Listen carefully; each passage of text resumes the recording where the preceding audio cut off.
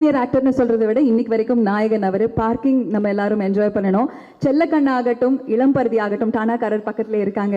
அவ்வளோ அழகான ரோல்ஸ் கொடுத்த எம்எஸ் பாஸ்கர் சார் வடக்குப்பட்டி ராமசாமியில என்ன சர்ப்ரைஸ் கொடுக்க போறாங்கன்னு காத்துட்டு இருக்கோம். Let's hear it for MS Bhaskar sir again. எல்லோருக்கும் என்னுடைய இனிய வணக்கங்கள். முதல்ல இந்த அளவிற்கு நான் வருவதற்கு எனக்கு ஆரம்பத்திலிருந்து வாய்ப்பு கொடுத்த இயக்குநர்கள், நான் சின்ன திரையில் நடிக்கும் போதும் சரி, பெரிய திரையில் நடிக்கும் போதும் சரி, அவர்கள் அனைவரையும் இந்த நேரத்தில் நினைவு கூறுகிறேன். அதே மாதிரி பணமில்லாத நேரத்தில் எனக்கு நடிகர் சங்கம் கார்டு கொடுத்து சமீபத்தில் போன வருஷத்தின் இறுதியில் நம்மை எல்லாம் விட்டு பிரிந்த எங்கள் அண்ணன் கேப்டன் விஜயகாந்த் அவர்களுக்கு இந்த நேரத்தில் என்னுடைய மனமார்ந்த இரங்கலை அவருடைய பாதங்களில் வைக்கிறேன். முந்தா நாள் பிரிந்து சென்ற சகோதரி பவதாரிணி அவர்களுக்கும் என்னுடைய ஆழ்ந்த இரங்கல்களை அவருடைய குடும்பத்திற்கு தெரிவித்துக் கொள்கிறேன்.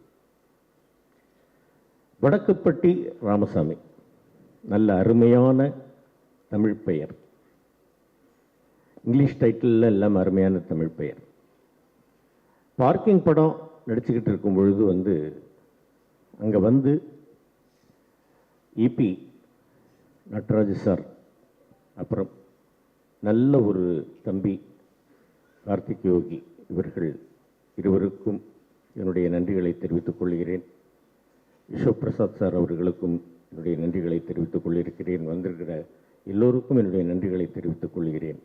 அதே மாதிரி தம்பி தமிழ் அவர்கள், தம்பி ரவிமரியா அவர்கள், சேஷு அவர்கள், மாறன் அவர்கள், குல் சுரேஷ் அவர்கள், இப்படி நல்ல நல்ல தம்பிகள், நல்ல ஹீரோயின், நல்ல கேரக்டர், இந்த மாதிரி எனக்கு ஒர்க் பண்ணுறதுக்கு வாய்ப்பு கொடுத்த இந்த கம்பெனிக்கும் இயக்குனர் அவர்களுக்கும் அவருடைய நல்ல உதவியாளர்கள் எல்லோருக்கும் என்னுடைய நன்றிகளை தெரிவித்துக் கொள்கிறேன். டைரக்டர் கதையெல்லாம் சொல்லிடுவார், பேசிடுவார். அது எந்த கம்பெனியாக இருந்தாலும் சரி, ப்ரொடியூசர் பேசிடுவார் எல்லாம் ரைட்டர்.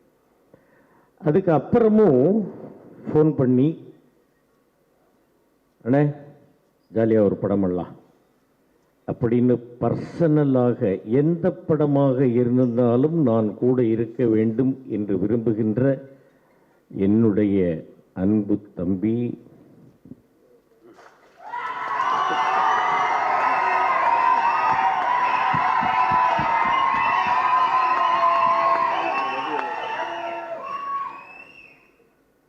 பேரை சொல்லாமலே இவ்வளோ கைத்தட்டலாம், சொல்ல வேண்டியதில்லை. அதே மாதிரி இன்னொரு விஷயம், அதாவது எந்த படமாக இருந்தாலும் எங்கள் அண்ணன் இருக்கணும் அப்படின்னு என்னை கூப்பிட்டு, சில படங்களில் நான் மிஸ் ஆகியிருந்தால் அது என்னுடைய தப்பு தான். தம்பி கூப்பிடாமல் இருந்தது கிடையாது. நான் எங்கேயாவது போய் மாட்டிக்கிட்டு இருந்திருப்பேன், அந்த நேரத்தில் வர முடியாமல் இருந்திருக்கோம். நான் பர்சனலாக ஃபோன் பண்ணி, தம்பி இந்த நேரத்தில் வர முடியல, நான் என்னண்ணே போங்கண்ணே, எப்படியாவது அட்ஜஸ்ட் பண்ணிட்டு வர்றதுக்கு பாருங்கண்ணே அப்படின்ட்டு ஒரு செல்லமாக கோவிச்சுக்கிட்டு, சரிண்ணா அப்புறம் முடியலை அப்படிங்கிற பட்சத்தில் என்ன நம்முடைய கஷ்டங்கள் என்ன அப்படின்றத அவரும் உணர்வார்.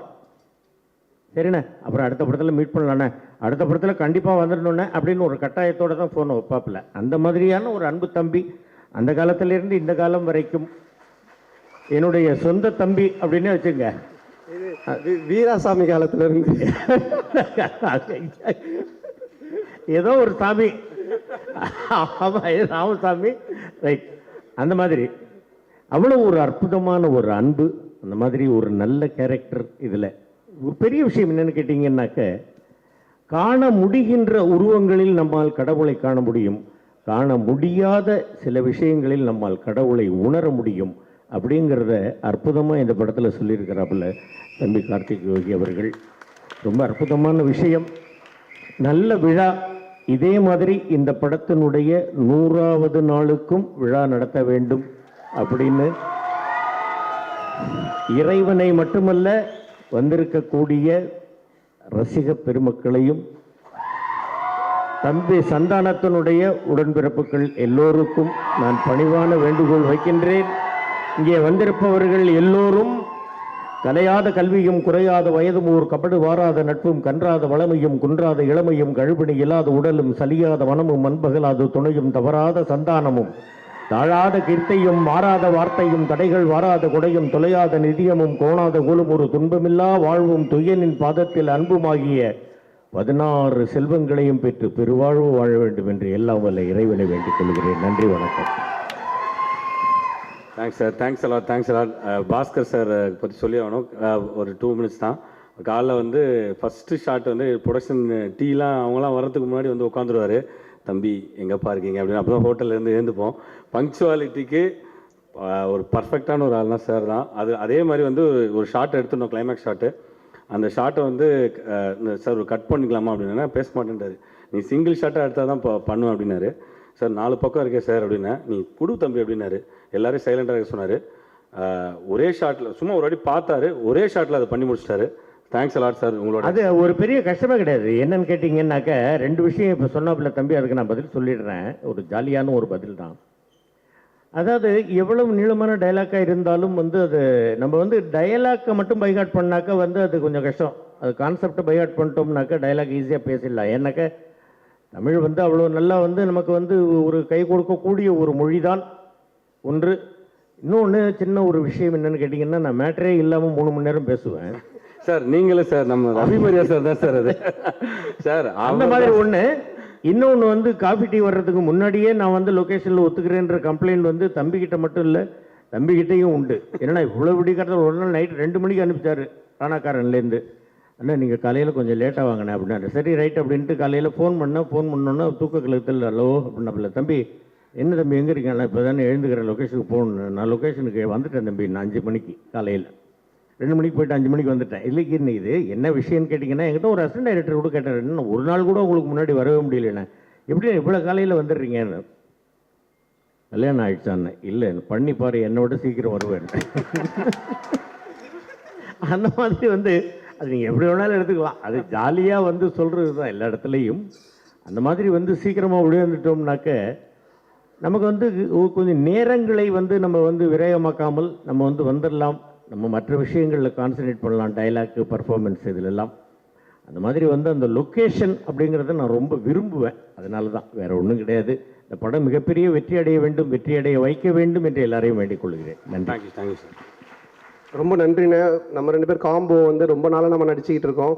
அதில் எங்கள் 2 பேருக்கு மறக்க முடியாத ஒரு காம்பினேஷன் என்னென்னா வந்து வீராசாமி தான். அந்த படம் தான் நாங்கள் 2 பேரும். அப்போ நான் வந்து டிவியில் இருந்து அப்போ தான் அப்கமிங்கில் வந்துட்டுருக்கேன். அண்ணனும் பட்டாபி கேரக்டர்லாம் பண்ணிவிட்டு அப்போ தான் அண்ணனும் வராங்க. டிஆர் சார் வந்துட்டு ஒரு சீனை சொல்லிட்டு வராங்க, ஆனால் டயலாக் சொல்ல மாட்டாங்க, வந்து அவர் நடிச்சிருவார், அவ்வளோதான். அது நாங்கள் வந்து மேனேஜ் பண்ணிப்போம். அது அந்த மூடுக்கு ஏற்ற மாதிரி இருக்கும். ஒரு சீன் அப்படி தான் வந்து தங்கச்சி ஓடி போயிட்டாங்க. அவர் வந்தோடனே அவருக்கு நியூஸ் தெரியுது, தெரிஞ்ச உடனே எமோஷனல் ஆகிறாரு. ஆன உடனே அவர் ஒரு டயலாக் பேசிட்டு ஒரு ஆக்ஷன் ஒன்று பண்ணுறாரு. இதாண்டா மூடு அப்படின்னு சொல்லிட்டாரு பாஸ்கர்கிட்ட. பாஸ்ன்னு தான் சொல்லுவார், பாஸே இதாண்டா மூடு, அண்ணன் வரேன்டா, ஃபுல் டென்ஷனில் இருக்கேன்டா, தங்கச்சி ஓடி போயிட்டாடா, பார்த்துங்கடா அப்படின்ட்டாரு. சந்தானம் பார்த்துக்கடா அப்படின்ட்டாரு. ஓகேன்ட்டோம். அண்ணன் நிற்கிறாரு, நான் நிற்கிறேன், எஸ்என் லட்சுமி மேடம் நிற்கிறாங்க. ஃபர்ஸ்ட் வந்தார், வந்த உடனே விச்சு நிற்கிறாரு. விச்சு நான் அண்ணன் 3 பேர் நின்றுட்டு இருக்கிறோம். நீட்டாக வந்தார். வந்த உடனே அந்த நியூஸ் கேட்டோன்னா அவர் ஆக்ஷனோட வேறே ஆகிடுவார், கண்ட்ரோல் பண்ண முடியாது. அப்படின்ன உடனே நீட்டாக வந்தார், விச்சுவை பிடிச்சாரு. பிடிச்சி 2 அடி தலையிலே அடிச்சாரு. என் தங்கச்சி ஓடி போயிட்டாலம்டா, ஓடி போயிட்டாலண்ணா. கேராகி விச்சு அந்த சைடு ஓடி போய் விழுந்துட்டாரு. அடுத்தது என்கிட்ட வந்தார், நெஞ்சில் வந்து அவர் தலையை வச்சு முட்டினாரு. டே என் தங்கச்சி ஓடி போயிட்டாலாமே, ஓடி போயிட்டான். நான் நெஞ்சு பிடிச்சின்னு ஒரு கண்ணை காமிச்சா, அண்ணன் ஓடிட்டீங்கன்னா இருக்காதீங்க அப்படின்னு. இவரு அங்கேருந்து இல்லை, வீரா வீரா வீரா வீரா வீரா டே பாசே. ஸோ நாங்கள் அங்கே ஷூட்டிங் ஸ்பாட் அவர் அண்ணனோட நடித்தது, அப்போத்துலேருந்து நாங்கள் பேசிகிட்டு இருந்தது, இது எல்லாமே. அதுக்கப்புறமா நாங்கள் பண்ண நிறைய படங்கள் A1 ஆகட்டும், அதில் ஒரு டிஃப்ரெண்ட்டான ஒரு கேரக்டர், ஒரு லோக்கல் மெட்ராஸ் பேசுகிற மாதிரி பண்ணியிருப்பார். அப்படியே சபாபதி பார்த்தீங்கன்னா ஒரு தமிழ் வாதியார் மாதிரி. ஸோ அதே மாதிரி இதில் ஒரு டிஃப்ரெண்ட்டான பாஸ்கர் சார் நீங்கள் பார்ப்பீங்க. அந்த கேரக்டர் தான் இந்த படத்தோடைய மெயின் கருவாகவே இருக்கும். ஒரு பியூட்டிஃபுல்லான டயலாக்காக, ஒரு எமோஷனலாக அவ்வளோ அழகாக ரொம்ப கிளியராக சொல்லியிருக்காரு. ஸோ இப்படிப்பட்ட ஒரு அற்புதமான நடிகர் தமிழ் சினிமா கிடைச்சது உண்மையில் நம்ம செஞ்ச பாக்கியம் தான் சொல்லணும். ரொம்ப நன்றிண்ணே. தேங்க்யூ.